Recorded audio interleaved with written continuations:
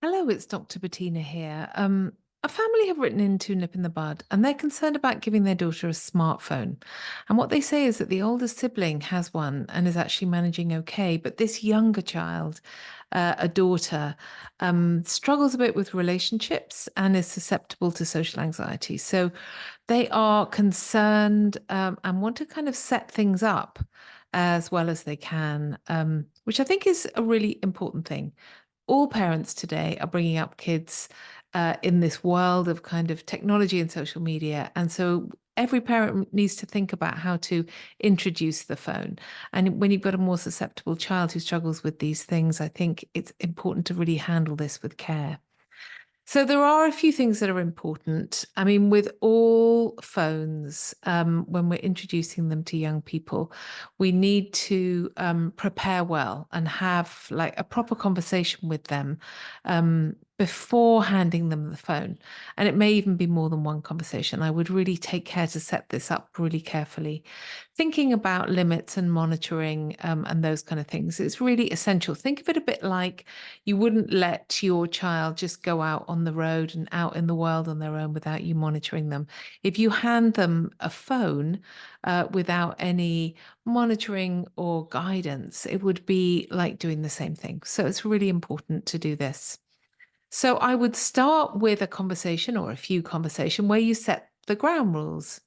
Now, actually, some parents even go as far as to having a contract which children and parents sign, and you can look online and find some examples of these contracts. So the reason that it's important to do it before is to be really clear from the beginning about the expectations that you have and set up really good habits to start with. And it's important because basically it's much harder to change a behavior that a young person or has been used to than it is to set things up. So, for example, if a young person has been used to having their phone at night and then you introduce the rule of no phone at nighttime, you've got a battle on your hands. I mean, you may have a bit of a battle to establish that in the first place, but it won't be as hard because the child hasn't established this habit, and habits are very hard to break. And in this conversation, I would make sure it's not just about you telling them, it's a conversation, it's collaborative. So you might start by asking them, what things do you think are important? Now, you obviously get the final charge, the final say. You are in charge, you are in overall charge, but they get a bit of an input and then they will feel more part of it. And you need to think about rules, and actually, rules are different for every family. Things you want to think about are things like time limits, thinking about access to technology after school and at weekends. I would always recommend keeping the phone out of the bedroom at night because I think it's incredibly hard for young people, particularly teenagers, to resist going on their phone at night because their friends are on the end of the phone. Um, and I think it's also great to have like a family free hour, sorry, a family tech free hour in the day if you possibly can. And the other thing about these rules, which can seem a bit tough, is that you really have to stick to them as well. So if you say no phones at meal times, don't have your phone at meal times there either. And then the other important thing is educating kids about safety in the digital world. They call it digital literacy. Now, schools are going to be doing some of this, but you want to be able to do that as well, having conversations about, their digital footprint, about sharing personal information, being aware of strangers, those kind of things. But I feel like actually what this parent is really asking for is thinking about more of the vulnerability to do with relationships and social anxiety. And we do know that with young girls in the early teenage years, there is a real vulnerability there to kids feeling left out. People saying, people will say things online that they wouldn't say face to face. And teens are very drawn to this media because of their developmental drives, because friends are there, because that's where they're establishing their self-identity. So the really important thing in terms of protecting young people in this respect is creating spaces for discussion and for problem solving. And I would be even tempted to set up a regular time, maybe a weekly time, when you talk through how it's going. But this is just something that you do in order to monitor them and in order to keep the conversation going.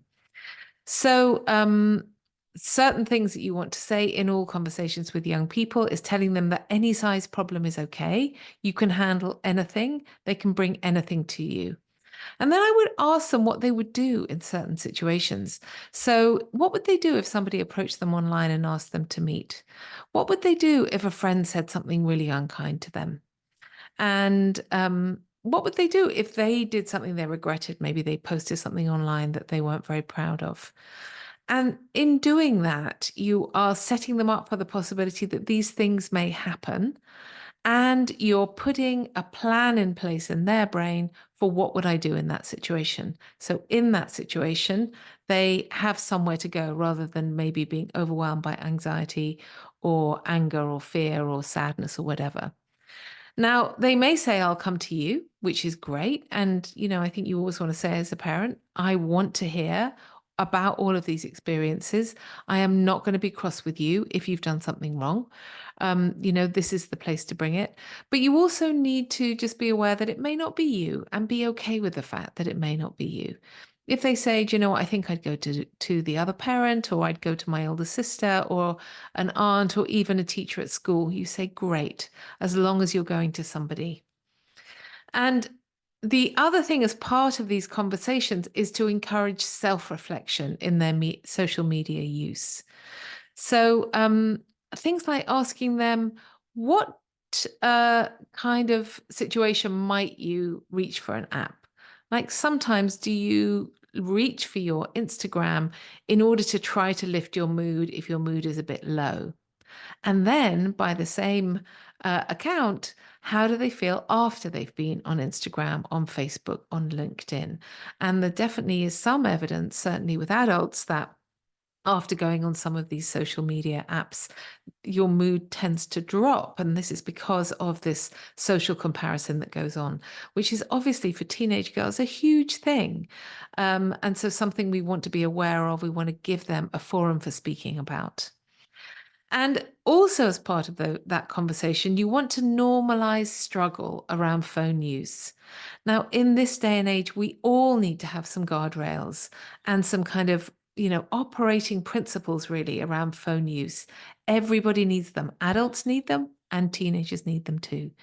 So, and actually, it's only going to get worse with AI and what's happening in technology now. So, I would really normalize this struggle. Tell them everybody struggles. Tell them adults struggle too. It's hard to resist. The tech companies have set these some of these apps up in order that it's hard for us to resist. So, if you're struggling, it's okay. Many people are struggling too. And when we're struggling, what do? We reach out to somebody else because social connection is fundamentally the way in which we manage difficulties as human beings. So normalizing struggle and getting them to activate their problem solving skills from the beginning about how they're going to handle difficulties as they come up are really, really important. And just finally, I would really resist using or kind of using the phone as a punishment. Sometimes parents can like confiscate the phone whenever the young person does anything bad. And I think it's not a really helpful thing to do because it makes young people hide the phone and hang on to it because they think it might be taken away from them. And I think you really want to also moderate your reactions around the phone. And sometimes as parents, we can be very triggered when we see our kid on the phone all the time. And we'll go, that damn phone, it's always in your hand. Um, Try to, I know it's hard, but try to moderate that response as much as you can. Because if we show anger or irritation or punish, take it away from kids, they hold on to it and then they become secretive about it. And that's the opposite of what we want.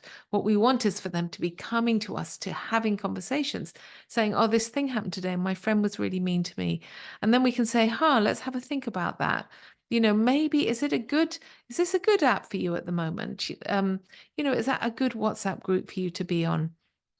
And kind of getting into that conversation so that then we're part of a partnership in helping them to manage these difficult things around phone use. So really good luck with that. I think it's a tricky conversation to have, but just so, so valuable and important in this day and age.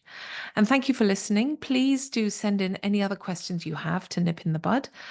We are here to offer some support and guidance and ideas wherever we can. Thank you for listening.